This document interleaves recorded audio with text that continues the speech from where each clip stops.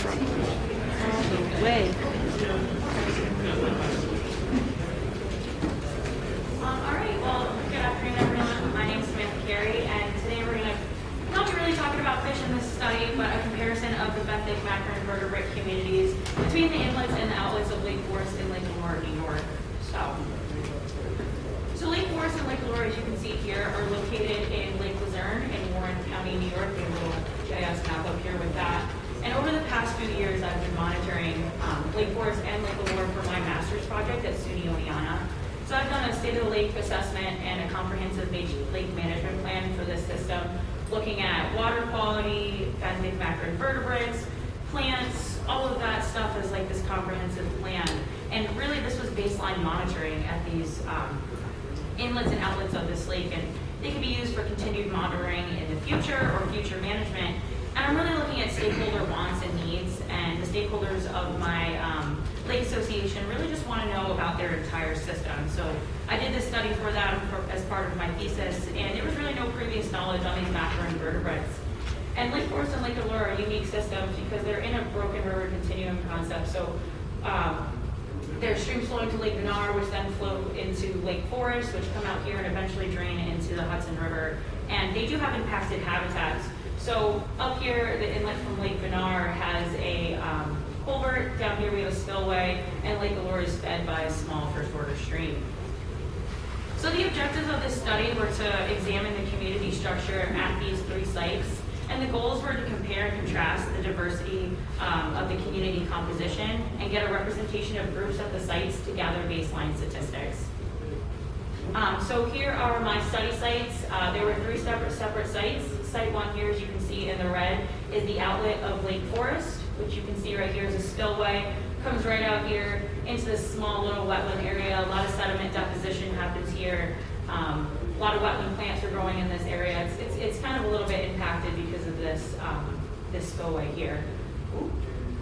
So the second site was the inlet to Lake Forest from Lake Vennard. And as you can see here, it's a culvert. You have a lot of cobbly boulder substrate over here and some silty depositional areas over here. And again, that comes from Lake Vennard. And then the third site is flowing into Lake Allure from a first order stream that comes from a mountain all the way over here, which you can't really see. But I used a D-frame aquatic dip net to sample these invertebrates, and samples were taken haphazardly at sites, 5 minutes in each habitat over a 5-meter stretch, in the ripples, runs, and pools, and they were all combined. So for my data analysis, I use non-metric multidimensional scaling, which is NMDS for short. It's an R statistical program. NMDS is typically used in ecology on complex non-normal data sets. So it takes the best arrangement of points in ordination space. So to explain that, it collapses information from multiple dimensions, such as sites or species, down into just about 2 or 3. So how I like to visualize this, you have a big ball of data and you have information here and here and here and here, and you take that ball of data and kind of squish it down onto a piece of paper so you can visualize the differences. And then to look at a little bit more of the diversity and the richness, I looked at Pailou's evenness, which I'll talk about a little bit later. So site 1 here is the outlet of Lake Forest, again, that spillway that we have here. And a total of 62 individuals in 14 different families were found here. Not everything was taken down to families. Some of them couldn't be, just because of my expertise and stuff like that. But at this location, I looked at phosphorus levels, which were about 17 micrograms per liter, which is pretty moderate according to New York State DEC.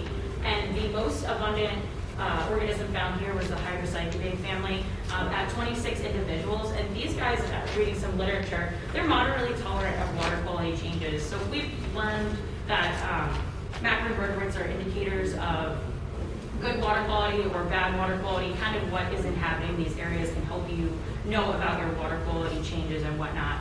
And then the second most abundant organisms found there were your chironomids, your libby-keat worms, and your amphipods. And most people know that sometimes is an indicator of poorer water quality, but it really wasn't seen here. But you do have those silty depositional areas. You have flood events when there's a lot of spring runoff. It does go a little bit bank full on these. So site 2 is the inlet to forest, which is that culvert coming from Lake Vinar. 115 individuals were found here in 16 different families. And this is right below Route 9N, which is heavily salted in the winter. There's stuff coming in all the time. Stuff like phosphorus is coming in from Lake Vinar. And at this location, amphipods were extremely abundant and made up 31% of the entire sample. So compared to the other site, they were really in abundance here. And like I said earlier, on this side of the stream, you have a lot of cobble, a lot of boulder, and then over here on the left side, you have a lot of silty depositional areas along the banks. And large cobble and large boulder are preferred by organisms in the Heterogeneid family, which are your order of mayflies. They're scrapers, so they're going to be scraping off that algae that becomes attached to those rocks, autochthonous inputs. And then we had our Conagrionidae family, part of Ogonata, which is your dragonflies. They like the silty depositional areas along these banks. You do have trees coming in here, and you have a lot of holoctous inputs, so they're going to be using that to feed on. And in Site 3, the inlet to Lake Allure, the least amount of individuals were found here, 47 in total in 11 different families. So phosphorus levels were about 15 micrograms per liter here, a little bit less than the outlet of Lake Forest, but it is a heavily forested first order stream that comes into here. A lot of holoctонous inputs in this location. And then the organisms found here were leaky worms, and then your Lindophylidae and your Hydrocyclidae organisms, which I said earlier are moderately tolerant of water quality changes and stuff like that, so you can see them inhabiting these areas. And then one cool thing, we found salmon flies here, your Pteronarcidae family. These are shredders. They're using, again, that holoctонous input for themselves. Okay, so here is an NMDS plot. They're visual plots that show sites again. So this is the outlet, this is the inlet to Lake Forest, and this is the inlet to Lake Allure. And they're created to show the family and site correspondence, and these ellipses were added around each site to show the 95% confidence intervals. They may be pretty, but they do lack, what's it called, statistical data to draw conclusions. So a Bray-Curtis dissimilarity matrix was run to understood, Bray-Curtis dissimilarity matrix was run to understand, to see if, I'm gonna redo this. An ANSEL model was run to look at the Bray-Curtis dissimilarity matrix to see if dissimilarities between the groups, so if Site 1, Site 2, and Site 3 are greater than the dissimilarities within the group, so just looking at a site on its own. We do have an R value of 0.97, which indicates that there is dissimilarity between the sites. And then we had a p-value of 0.001, which states that the dissimilarity between the sites is greater than the dissimilarity within the sites. So Site 1, Site 2, and Site 3 are all very different from each other from running this model. So just to understand this graph that I have up here, you have sites in the black, and then you have the families or orders in the red. And families that plot closest to the sites are normally in high abundance at those locations. So you have amphipods, like I said, at Site 2, very abundant, plot really close to Site 2. Your hydrocyclids at Site 1, the most abundant at that location, plot right there. But then families that kind of plot further away may not occupy those areas. So we have your Conagrionidades. We found that at Site 2, but we didn't find a ton, so they're all the way out in left field here, so you can look at that. And then sites with these high abundance, the specific taxa may have favorable characteristics at these sites. So in total, 224 macroinvertebrates in 26 different families were found. Again, that ANSEL statistic value, the 0.97, shows that there is the dissimilarity between the sites. And then your p-value of 0.001 states that there is a significant difference. And then earlier I was talking about that ball of data, squishing it down. Look at the NMDS stress level of 0.15.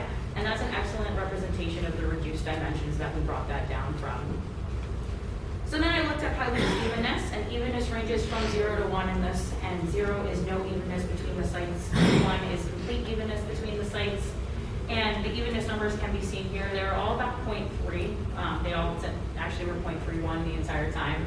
And it states that sites do have different families, and this low evenness means that few families are responsible for these site-specific differences. So in conclusion, there is an overlap between sites, but the model shows that the communities are significantly different. And community structures are based on who can survive in these specific habitats. But what does that all mean? You have these impacted sites like culverts and spillways and in-lake nutrient levels and water quality, and we've known that these macroinvertebrates can be biological indicators. So we never have that baseline at this location. So the communities are actually different, and this establishes that baseline that can be used in the future. We know what it looks like now, and this can be used to evaluate changes that could happen in the future, and how to manage the resource in the future. And you could look at both the inlets and the outlet and respond to the in-lake management or watershed management and see how those change over time.